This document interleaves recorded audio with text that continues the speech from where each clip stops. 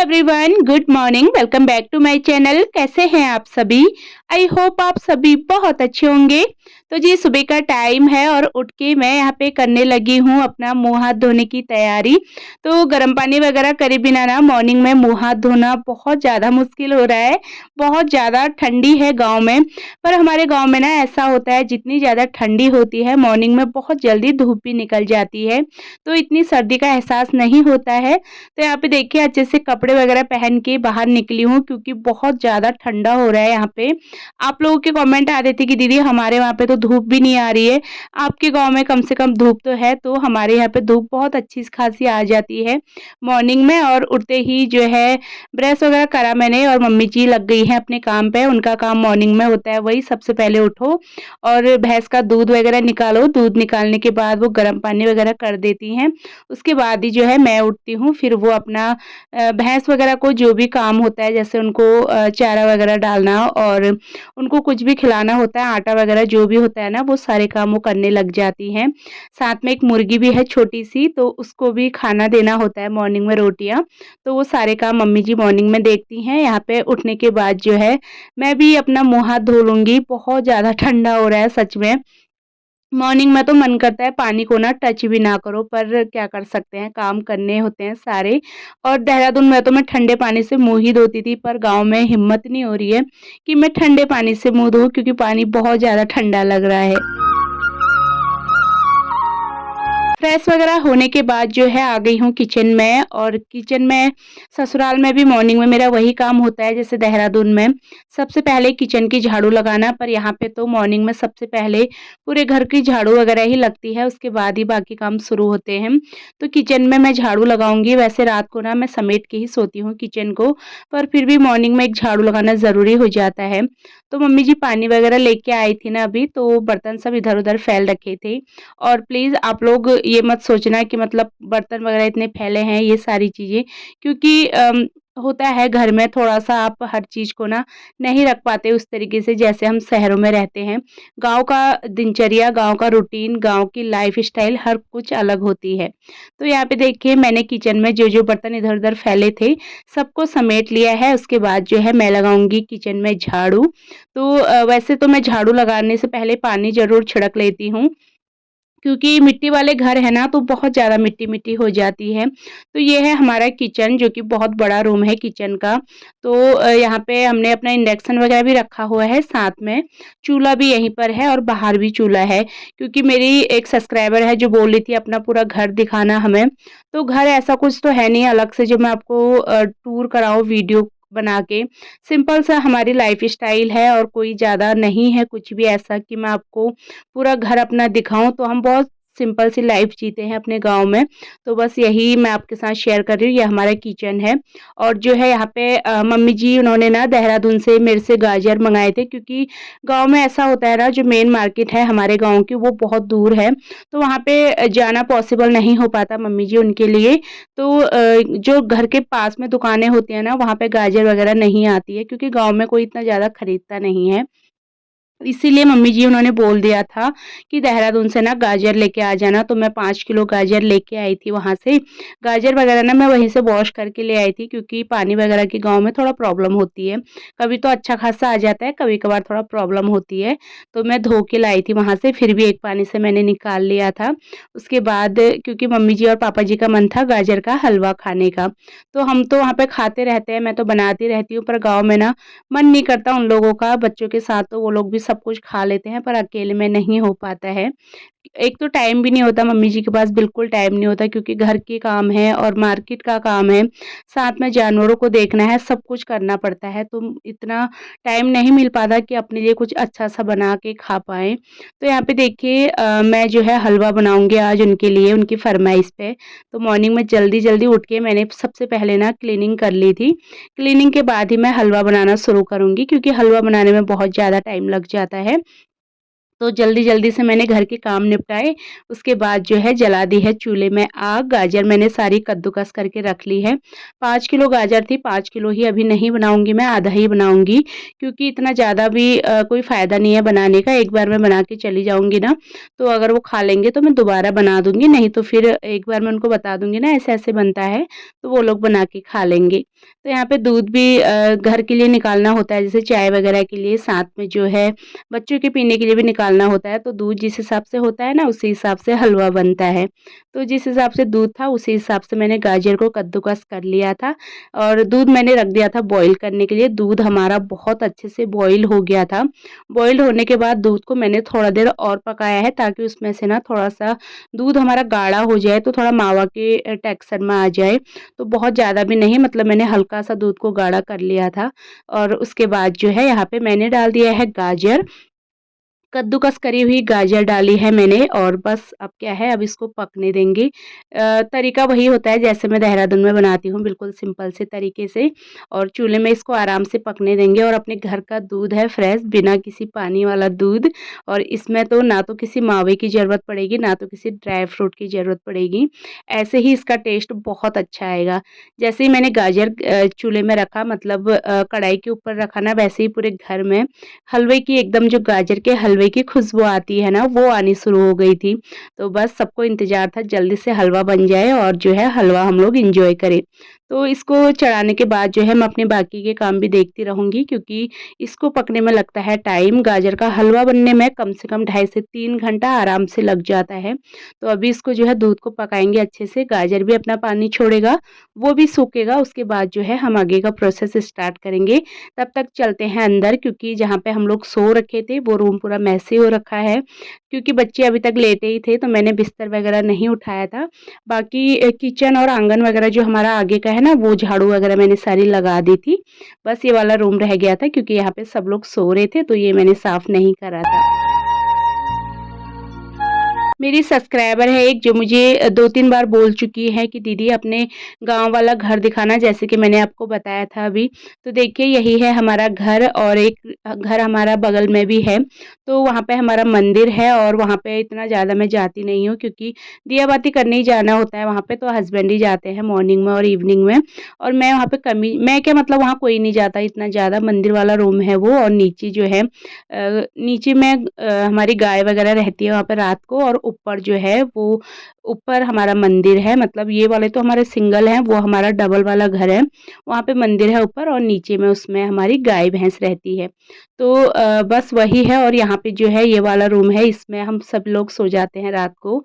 बाकी इतना ज़्यादा कुछ ख़ास नहीं है, बड़ा-सा घर जो मैं आपको अलग से दिखाऊँ, यही हमारा सिंपल सा घर है, जो कि मैं आपको बार-बार ही बोल रही हूँ। तो यहाँ पे बस 2 बेड लगे हुए हैं और मम्मी जी, पापा जी लोग तो बेड में ही सोते हैं जब अकेले होते हैं। आजकल हम लोग भी है ना, तो फिर ये होता है कि मतलब अलग-अलग जाके कहीं सोना तो ये नहीं होता क्योंकि कभी-कभार हम लोग आते हैं, तो ऐसे ही हम लोग साथ-साथ में ही सो जाते हैं। इस वाले बेड में अक्रिस और अक्रिस के डैडी सो जाते हैं, बाकी मेरी बिट्टू तो अपनी अम्मा के साथ ही सोती है, उसको अपनी अम्मा के साथ सोना बहुत ज़्यादा पसंद है जब भी गाँव में आती है।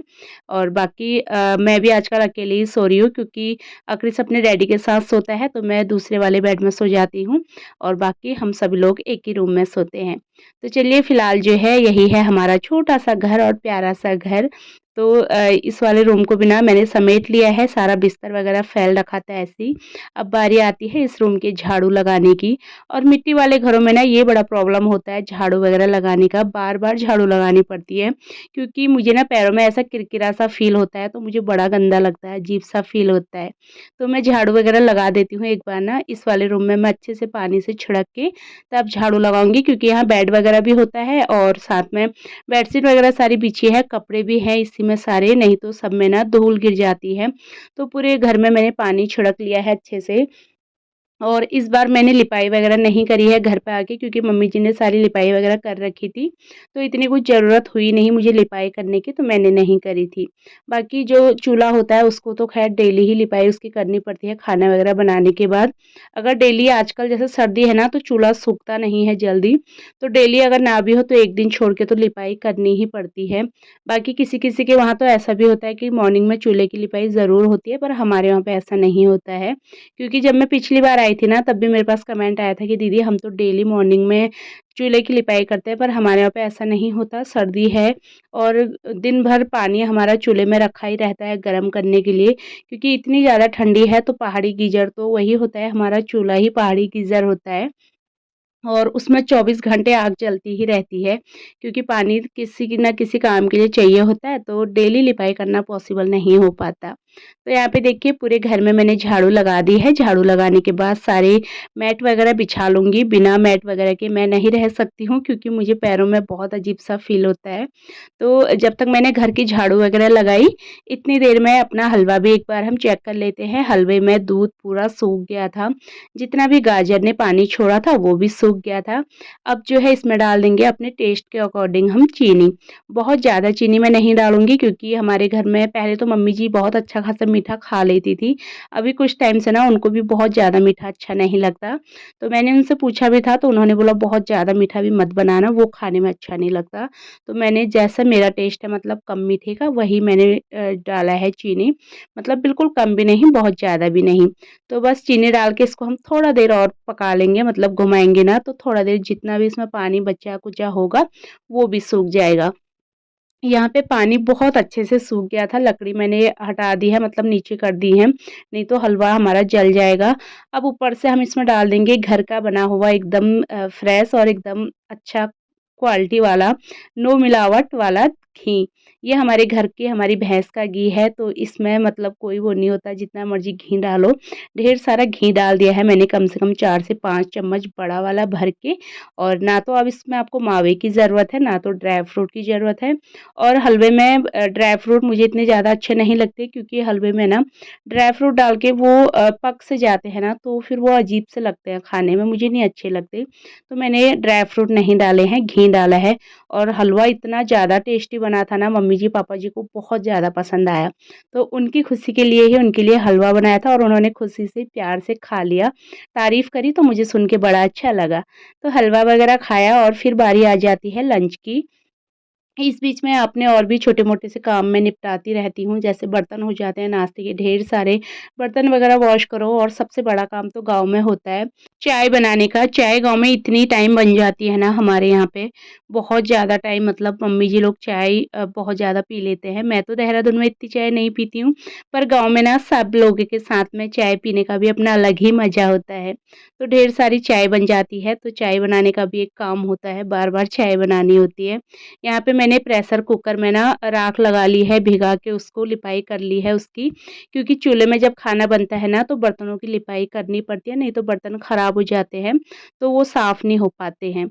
तो बस उसकी लिपाई वगैरह करी मैंने। अब मैं जो है लंच की तैयारी करूँगी। साथ में यहाँ पे हमारा जो आँगन है ना ये टूट रखा था, काफ़ी टाइम हो गया है इसको टूटे हुए। बरसात के टाइम पे ये टूट गया था, तो पिछली बार जब मैं आई थी तब भी आपको याद होगा अगर आपने मेरी वीडियो देखी होगी तो उस टाइम भी मैंने पत्थर वगैरह लेके आई थी जंगल से यहाँ के लिए। और बस अभी जितना हम उस टाइम करके गए थे ना उतना ही था। अब जो है इसको हस्बैंड का टास्क था, उनका टारगेट था कि हम इसको कंप्लीट करके ही जाएँगे, क्योंकि घर के आगे ही है ना तो देखने में बड़ा गंदा लगता है उठते ही। तो बस मम्मी जी उनसे नहीं हो पाता है, क्योंकि दोनों का प्रॉब्लम होता है थोड़ा-सा ना, क्योंकि घर के काम भी बहुत ज़्यादा होते हैं। तो जब हम लोग आ जाते हैं ना तो हम थोड़ा-सा कर लेते हैं तो अच्छा लगता है। उनको भी ज़्यादा बर्डन नहीं देते हैं, क्योंकि उनका भी मतलब एक ऐज का होता है, हर टाइम एक जैसा नहीं होता है, तो वो लोग इतना नहीं कर पाते। वैसे तो मेरे सास-ससुर अभी काफ़ी जवान हैं, ऐसा नहीं है बूढ़े हैं, पर फिर भी थोड़ा-सा होता है, घर के काम भी उनको बहुत ज़्यादा हो जाते हैं। तो वहाँ पे पापा जी और मेरे हस्बैंड उसको ठीक कर रहे थे, तो आपने पापा जी को देख लिया होगा और मम्मी जी बच्चों के साथ पत्थर ला रही है, आपने वो भी देख लिया होगा। घर के पास में ही पत्थर है, मतलब हमारा जो वॉशरूम वगैरह है उसके बगल में ही, वहीं से लाने थे। तो बच्चों को बड़ा शौक होता है मेरे गाँव में आके ना गाँव के काम करने का, तो वो भी अपने अम्मा के साथ लगे हैं काम करने में और मेरी ड्यूटी है लंच बनाने की। लंच में आज मैं बना रही हूँ पहाड़ी मिक्स दाल। दाल मैंने बॉयल कर ली थी, अब मुझे लगाना है इसमें तड़का। तो तड़का भी लग चुका है, दाल पकने के लिए रख देते हैं और बस दाल आराम से पकती रहेगी। इसमें मुझे कम से कम 7 से 8 सीटियाँ आराम से लगानी पड़ेंगी, क्योंकि गाँव की मिक्स दाल है और इसको पकने में थोड़ा-सा टाइम ज़्यादा लगता है। और ये दाल बन रही है मेरे दोनों बच्चों की फ़रमाइश पे, क्योंकि उनको गाँव की दाल बहुत ज़्यादा पसंद है। लंच बनाने के साथ-साथ मेरी ड्यूटी थी भैंस को देखने की, तो मतलब उसको पानी पिलाना, उसको नहलाना वगैरह ये सारे काम भी मैं करूँगी, क्योंकि मम्मी जी पत्थर वगैरह भी ला रही थी ना, तो उनके पास भी टाइम नहीं था। और अपनी भैंस को पानी वगैरह देना, उसको नहलाना वगैरह ना मुझे बहुत ज़्यादा अच्छा लगता है, क्योंकि पहले ये काम करते थे, बाकी अब तो आदत छूट गई है। जब भी आती हूँ ना तो मुझे अच्छा लगता है और हमारी भैंस भी इतनी अच्छी है, बहुत सीधी-सादी सी है। जो मारने वाली होती है ना उनसे थोड़ा डर लगता है, पर ये नहीं मारने आती है, बहुत ज़्यादा सीधी है और ये हमें पहचान भी लेती है। जब भी मैं गाँव आती हूँ, तो इसको नहला दूँगी मैं, पानी वगैरह पिलाऊँगी उसके बाद, क्योंकि फिर धूप चली जाती है ना तो इनको ठंडा लगता है, तो जब तक धूप रहती है तब तक इनको नहलाने वगैरह का काम भी करना पड़ता है। जो भी गोबर वगैरह लगा रहता है ना इन पे वो सारा साफ करना पड़ता है। ये गाँव के काम जितना मैं करने में एन्जॉय करती हूँ ना, उससे ज़्यादा आप लोग इन कामों को देख के मेरी वीडियो को एन्जॉय करते हैं, जो कि मुझे बहुत अच्छा लगता है, क्योंकि आजकल आपके कमेंट आते हैं ना, तो आपको हमेशा से ही मेरे गाँव की वीडियो ज़्यादा पसंद आती हैं, तो आप इतने प्यारे-प्यारे से कमेंट करते हैं। फिलहाल चलिए मैं इसको भैंस को नहला देती हूँ और इसी के साथ ही अपनी आज की वीडियो को भी मैं यहीं पे एंड कर लूँगी। उम्मीद करूँगी आप सभी को मेरा आज का वीडियो पसंद आया होगा। वीडियो अगर आपको किसी भी वजह से ज़रा-सा भी पसंद आता है, तो प्लीज़ मेरे चैनल को सब्सक्राइब कर लेना, वीडियोज़ को लाइक और शेयर करना बिल्कुल मत भूलना। मैं आप सबसे मिलूँगी अपनी अगली नई वीडियो में, तब तक के लिए आप सभी लोग अपना ध्यान रखिए, खुश रहिए। Bye bye and take care.